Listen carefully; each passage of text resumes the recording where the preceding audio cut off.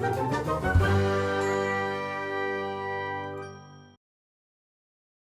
Orville, Episode 5, Pria. The Orville comes to the rescue of a stranded mining vessel, rescuing its captain, played by Charlize Theron. Captain Mercer and most of the male crew is smitten with the captain, but Commander Kelly suspects something isn't quite right. This, of course, brings up the conflict of the past and present relationship between the captain and commander, and a conflict between the motivations behind Kelly's actions, as brought up early on by Alara. Is she driven by her personal feelings or intuition based on command experience? Or is her concern in the line of duty informed by her personal connection? To my personal taste, and specifically what I want out of a show like The Orville, this was nearly sci-fi perfection. This is what I really want The Orville to be, and it's just incredible. Very well done, all around, fantastic writing, and Jonathan Frakes did a great job directing what I consider to be the best episode yet.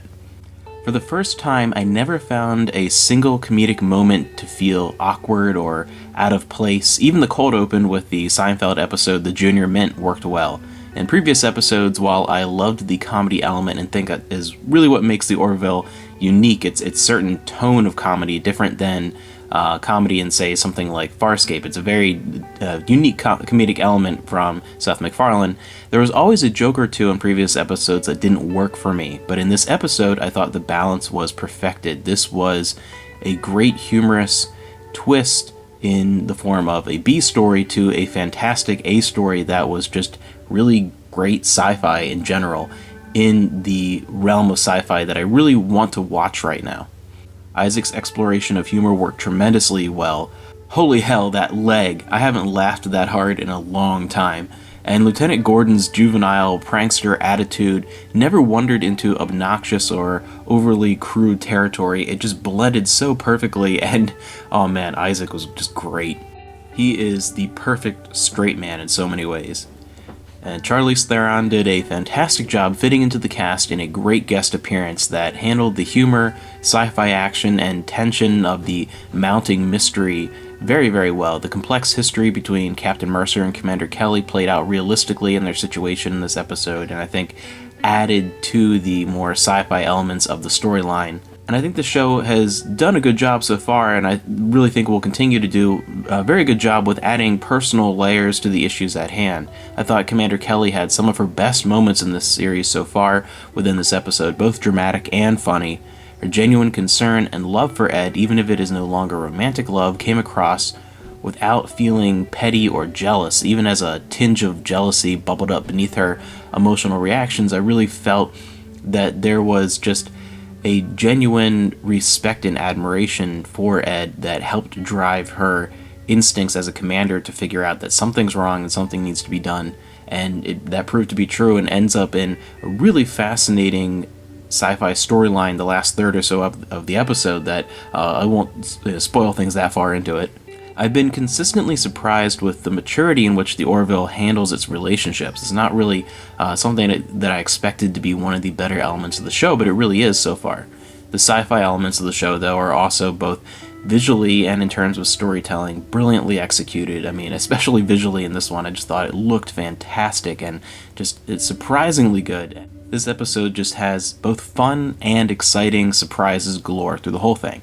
After the last two episodes, I think my favorite relationship so far is between Commander Kelly and Lieutenant Alar Katan, who is by far the most popular character, I think, just from the fan page on Facebook and different message boards and stuff. There's such a believable friend/big sister, little sister relationship between them that I find enjoyable to watch and see tremendous potential in the growth of that relationship as it goes on.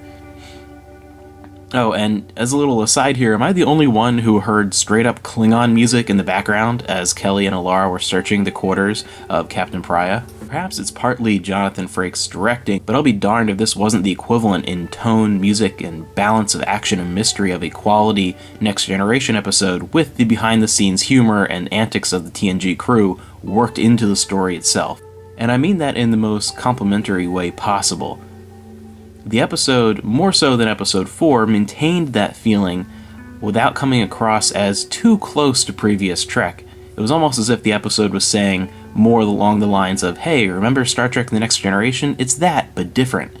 instead of being just more of an homage with its own humoristic twist. It is something that I think is coming close to being in line with the quality of some of the episodes of Next Generation and stuff of that era.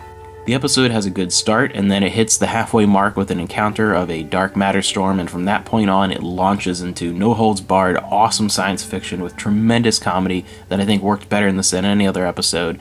This is stellar sci-fi at its core, and with the perfect amount of levity to keep things fun.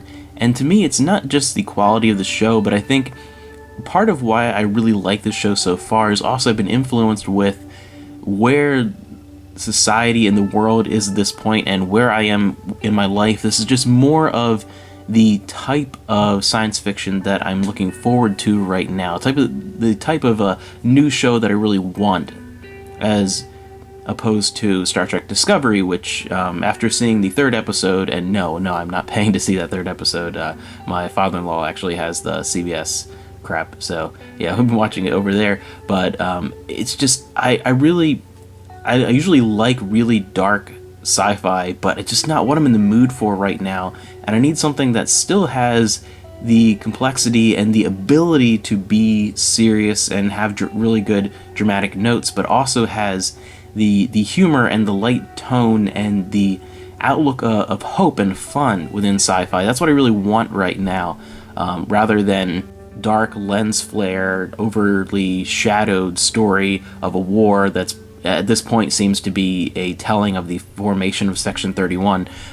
That's not what I want, and I think as much as I know I will always dislike Discovery, and this hopefully and probably will be the last time this comes up in an Orville review, I just watched it recently, in the comparison, I know I will always dislike it, but I think I will like it more rewatching it later on in a different point in my life. I think that the Orville, while easily being a better show and easily more like the Star Trek that I know and love, I think it just more hits the tones of what I really want to see right now, and I think it's sort of driving my love for this show even more than the fact that it's a great show.